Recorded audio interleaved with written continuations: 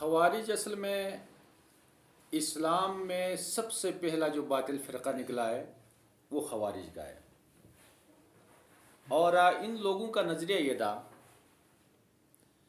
کہ مرتکب کبیرہ کافر ہوتا ہے اور وہ ہمیشہ جہنم میں رہے گا۔ کبیرہ گناہ کسی نے ارتکاب کیا، کسی نے زنا کیا ہے، کسی نے شراب پی لیا، اب وہ کافر ہو گیا ہے اور اس کو وہ مباح الدم ہے، اس کا قتل کیا جائے، اس کا مال حلال ہے اور اس کے بیوی بچوں کو اپنے قبضے میں لیا جا سکتا ہے۔ یہ ان کا عقیدہ تھا، اور چند صحابہ کے علاوہ باقی صحابہ کرام کی وہ تکفیر کرتے تھے۔ الیاذ باللہ، علی، معاویہ رضی اللہ تعالیٰ عنہما، دیگر صحابہ کرام کے بارے میں کہتے ہیں کہ یہ کافر ہو چکے ہیں، یہ واجب القتل ہیں۔ اس کا واقعہ یہ ہوا جب جنگ صفین اپنے اختتام کو پہنچا اور علی و معاویہ رضی اللہ تعالیٰ عنہما کے درمیان فیصلہ ہونے لگا۔ تحکیم کی صورت میں ایک کمیٹی بنائی گئی جس کے تحت فیصلہ ہونا تھا۔ تو یہ جو خوارج ہیں علی رضی اللہ تعالیٰ عنہ کے ساتھ تھے پہلے، جب اس تحکیم کے لیے آ رہے تھے تو راستے میں یہ لوگ الگ ہو گئے ہارورہ کے مقام پر۔ اس وجہ سے ان کو حروریہ بھی کہتے ہیں۔ جو خوارج ہے ان کو فرقہ حروریہ یہ نام بھی دیا جاتا ہے۔ وہاں آ کے یہ لوگ الگ ہو گئے اور نعرہ لگایا ان الحکم الا للہ، حکم صرف اللہ کی ذات ہو سکتی ہے، کوئی مخلوق حکم نہیں بن سکتا ہے۔ ان کی تعداد کے بارے میں آتا ہے کہ بعض روایت میں 6000، 8000 دوسری روایت، اور 16000 تک کے روایت بھی موجود ہے۔ اتنی تعداد میں یہ لوگ تھے اور یہ خروج کر کے الگ ہو گئے اس تحکیم کے معاملے کو نہ مانتے ہوئے، اور دیکھنے میں ٹھیک ٹھاک لوگ تھے، صوم و صلات کے پابند تھے، نمازیں وہ پڑھتے تھے، روزے رکھتے تھے اور ذکر اذکار تلاوت میں مصروف رہتے تھے۔ ابن عباس رضی اللہ تعالیٰ عنہما علی رضی اللہ تعالیٰ عنہ کے پاس آئے، کہنے لگے کہ حضرت میں ان لوگوں کے پاس جانا چاہتا ہوں، یہ جو خوارج ہیں ان کے پاس میں جانا چاہتا ہوں اور ان کے ساتھ میں مذاکرات کرنا چاہتا ہوں، بات کرنا چاہتا ہوں۔ کہتے ہیں کہ علی رضی اللہ تعالیٰ عنہ نے مجھے منع کیا، کہ یہ لوگ آپ کو نقصان پہنچائیں گے، آپ ادھر نہ جائیں۔ تو پھر جب میں نے اصرار کے آخر میں اجازت دے دی، اور وہ کہتے ہیں کہ میں خوش اخلاق تھا اس لیے انہوں نے مجھے اجازت دے دی۔ کہتے میں نے تیاری کی، ایک یمنی جبہ بھی میں نے پہنا اور ان کی طرف میں چلا گیا۔ وہاں میں پہنچا، علیگ سلیگ کے بعد سارے جمع ہو گئے۔ جمع ہونے پر میں نے ان سے کہا کہ علی رضی اللہ تعالیٰ عنہ کے بارے میں، جو آپ صلی اللہ علیہ وسلم کے داماد ہیں، آپ کے چچزاد بھائی بھی ہیں اور صحابی رسول ہیں، آپ لوگوں کی جو خدشات ہیں، اعتراضات ہیں، وہ پیش کرو۔ تو خوارج نے 3 سوال اٹھائے، کہا ہمارے 3 سوال ہیں، 3 اعتراض ہیں۔ سب سے پہلا اعتراض، ان لوگوں نے چند افراد کی کمیٹی بنا کے تحکیم کی طرف مسئلہ لے جا رہے ہیں، ان کو حکم بنایا جا رہا ہے، حالانکہ ان الحکم الا للہ، حکم صرف اللہ کی ذات، حکم اللہ کی ذات کا چلے گا، اور کسی دوسرے کو حکم بنانا یہ کفر ہے، ہم اس کو کفر سمجھتے ہیں۔ انہوں نے کہا چلو دوسری بات، دوسرا اعتراض آپ لوگوں کا کیا ہے؟ دوسرا اعتراض انہوں نے کیا، یہ ان باغیوں کے ساتھ لڑے ہیں علی رضی اللہ تعالیٰ عنہ، لیکن ان کو قیدی نہیں بنایا، ان کے مال کو مال غنیمت کے طور پہ نہیں لایا، حالانکہ اگر یہ حق پہ ہیں، وہ باطل پہ ہیں، ان کو قیدی بھی بنانا چاہیے اور ان سے مال غنیمت بھی لینا چاہیے۔ انہوں نے کہا اچھا تیسرا سوال آپ لوگوں کا کیا ہے؟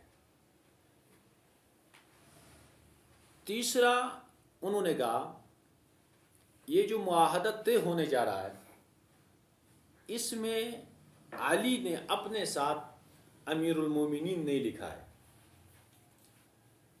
اگر یہ وہ امیر المومنین ہے، مومنین کا خلیفہ ہے، تو ان کو یہ چاہیے تھا کہ اپنے نام کے ساتھ امیر المومنین لکھ دے، یہ نہیں لکھوایا، لہٰذا ہم ان کو تسلیم نہیں کرتے۔ کہا اچھا آپ لوگوں کے یہی سوالات ہیں، اور کوئی بات آپ؟ کہا نہیں، ہمارے یہ 3 اعتراض ہیں، ان کا جواب دو۔ تو ابن عباس رضی اللہ تعالیٰ عنہ نے کہا کہ میں آپ لوگوں کے ان تینوں سوالات کا جواب دیتا ہوں۔ سب سے پہلے آپ تحکیم کی بات کرتے ہیں۔ اللہ رب العزت نے قرآن پاک میں کئی مقامات پہ تحکیم اپنے بندوں کے حوالے کی ہے۔ اگر میاں بیوی میں اختلاف ہو جائے، جتنے تدابیر ہیں وہ ناکام ہو جائے، چوتھے مرحلے پہ جا کر اللہ رب العزت نے فرمایا فَبْعَثُوا حَكَمًا مِّنْ أَهْلِهِ وَحَكَمًا مِّنْ أَهْلِهَا۔ اللہ نے تو فرمایا کہ میاں بیوی کے اختلاف کی صورت میں ایک کا حکم یہ مرد کی طرف سے، ایک عورت کی طرف سے، یہ ان میں فیصلہ کریں گے۔ اور اس طرح حالت احرام میں شکار کی ممانعت ہے، اگر کوئی آدمی شکار کر لے تو اس پہ زمان آتا ہے، اس کو فدیہ دینا پڑتا ہے۔ اگر کوئی خرگوش قتل کرے اس پہ کتنا زمان آئے گا؟ اللہ رب العزت نے قرآن میں فرمایا کہ 2 عادل بندے اس کی قیمت لگا کے فدیہ دے دیں۔ تو یہ تحکیم ہے، بندوں کی تحکیم اللہ نے قرآن میں ذکر کیا ہے۔ انہوں نے کہا یہ بات تو ٹھیک ہے۔ اور دوسرا آپ کہتے ہیں کہ ان کو قیدی کیوں نہیں بنایا؟ قیدی کیوں نہیں بنایا آپ؟ تو میں آپ لوگوں سے پوچھتا ہوں، ان میں ہماری اماں عائشہ رضی اللہ تعالیٰ عنہا جو موجود ہے، کیا آپ اپنی ماں کو قیدی بنانا چاہتے ہیں؟ کیونکہ عائشہ رضی اللہ تعالیٰ عنہا یہ دوسری سائڈ پہ تھی، معاویہ رضی اللہ تعالیٰ عنہ کی سائڈ پہ تھی۔ تو ازواج مطہرات یہ امت کی مائیں ہوتی ہیں، اور اپنی ماں کو قید میں لانا یہ آپ کو مناسب لگتا ہے؟ اس میں بھی انہوں نے جواب دے دیا۔ اور تیسرا جو ان کا اعتراض تھا کہ امیر المومنین لفظ کیوں نہیں لکھا ہے؟ ابن عباس رضی اللہ تعالیٰ عنہ نے کہا کہ دیکھو صلح حدیبیہ کا مشہور واقعہ ہے، آپ صلی اللہ علیہ وسلم کا معاہدہ ہو رہا ہے مشرکین مکہ کے ساتھ۔ ابو سفیان بن حرب مشرکین کی طرف سے آتے ہیں اور معاہدہ لکھا جاتا ہے۔ تو اس کے ابتدا میں یہ کہا جاتا ہے کہ من محمد رسول اللہ صلی اللہ علیہ وسلم، علی رضی اللہ تعالیٰ عنہ لکھتے ہیں۔ تو وہ مشرکین کہتے ہیں اگر یہ رسول اللہ ہوتے تو ہم یہ جھگڑا کیوں کرتے؟ ہمیں اعتراض اس بات پہ ہے کہ یہ رسول اللہ نہیں ہے، لہٰذا یہ نہیں لکھنا چاہیے۔ علی رضی اللہ تعالیٰ نے انکار بھی کیا تھا نا، انکار کیا تھا کہ میں اس کو نہیں کاٹوں گا۔ آپ صلی اللہ علیہ وسلم نے فرمایا کہ مجھے دکھاؤ کہاں میں کاٹتا ہے، وہاں سے رسول اللہ کو کاٹ دیا گیا۔ تو اب آپ لوگ دیکھیں رسول اللہ کا مقام دیکھیں اور امیر المومنین علی رضی اللہ تعالیٰ عنہ کا مقام دیکھیں۔ جب رسول اللہ نے اپنے نام سے رسول اللہ کاٹ دیا ہے تو علی کے امیر المومنین کاٹنے سے کچھ فرق نہیں پڑے گا۔ جب ان کو مدلل انداز میں انتہائی واضح الفاظ کے ساتھ ان کے جواب مل گئے تو ان میں سے 2000 بندے اس طرف آ گئے۔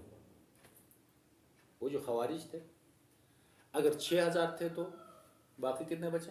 4 بچ گئے، اور اگر 8 تھے تو 6 رہ گئے، اگر 16 تھے تو 14 رہ گئے۔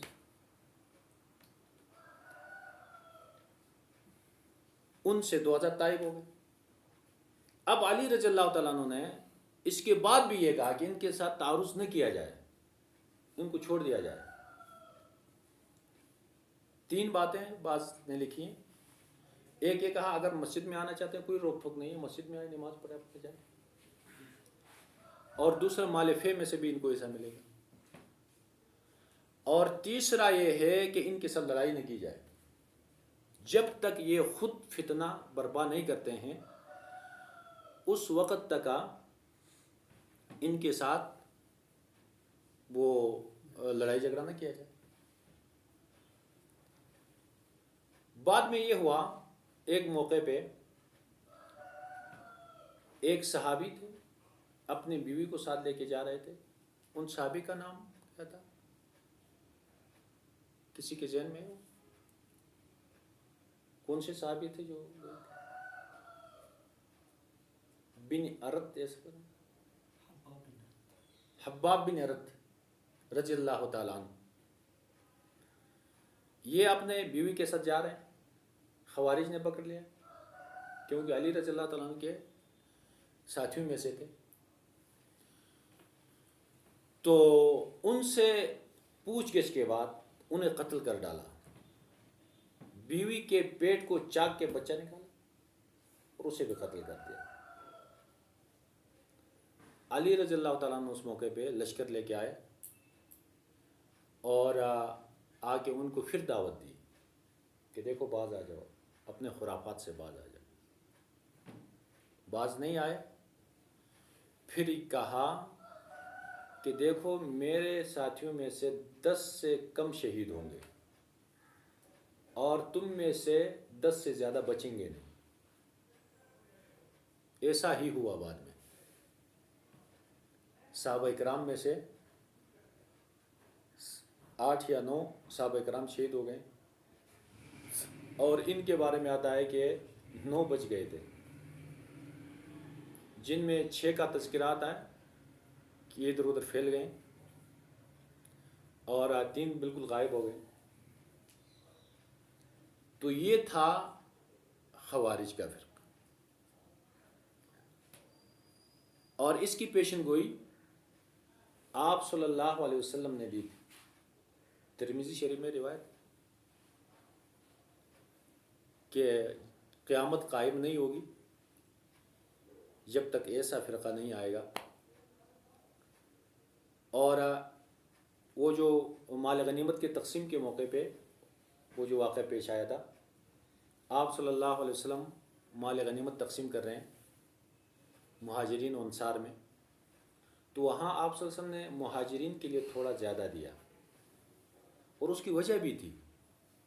وجہ یہ تھی کہ چونکہ اس سے پہلے مہاجرین کی کفالت انصار کرتے تھے، اپنے مال میں سے آدھا ان کو دیتے تھے، تو آپ صلی اللہ علیہ وسلم نے چاہا کہ مہاجرین کو تھوڑا زیادہ دے کے انصار کا جو مال ہے ان کے لیے چھوڑ دیا جائے، برابر ہی ہو۔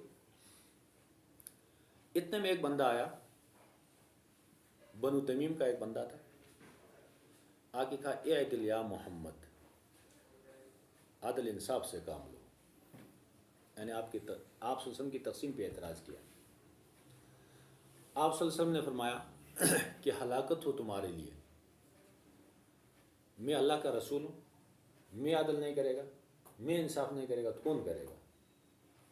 عمر رضی اللہ تعالیٰ نے پاس بیٹھے، تلوار نکالی اور کہا کہ یا رسول اللہ مجھے اجازت دیجیے اس منافق کی گردن اڑا دوں میں. آپ صلی اللہ علیہ وسلم نے منع کیا، کہا چھوڑو اس کو رہنے دو. پھر لوگ کہیں گے کہ محمد ابھی اپنے ساتھیوں کو مارنے لگے، اس کو چھوڑ دو. اس کی نسل میں ایسے لوگ آئیں گے جو دیکھنے میں ٹھیک ٹھاک مسلمان لگیں گے، لمبی لمبی نمازیں پڑھیں گے. آپ ان کی نمازوں کو دیکھ کر اپنی نماز کو کمتر سمجھیں گے. آپ ان کے روزوں کو دیکھ کر اپنے روزوں کو کم وقت سمجھیں گے. اور یہ ایسے نکلیں گے دین سے جیسے تیر نکلتا ہے شکار سے. یعنی تیز تیر اگر شکار پہ مارا جائے وہ شکار سے نکل جاتا ہے، اس تیر کے ساتھ خون نہیں لگتا ہے، خون نہیں لگتا ہے وہ تیز جانے کی وجہ سے. تو ان کو بھی پتہ ہی نہیں چلے گا اور یہ لوگ دین سے ایسے نکل جائیں گے. تو اس کی پیشن گوئی پہلے بھی ہوئی تھی. اور ان کا عقیدہ، نظریہ قرآن و سنت کے خلاف تھا، اور صحابہ کرام کے بارے میں ان کا نظریہ قرآن و سنت کے خلاف تھا. اس لیے وہ کافر تھے اور دائرہ اسلام سے خارج.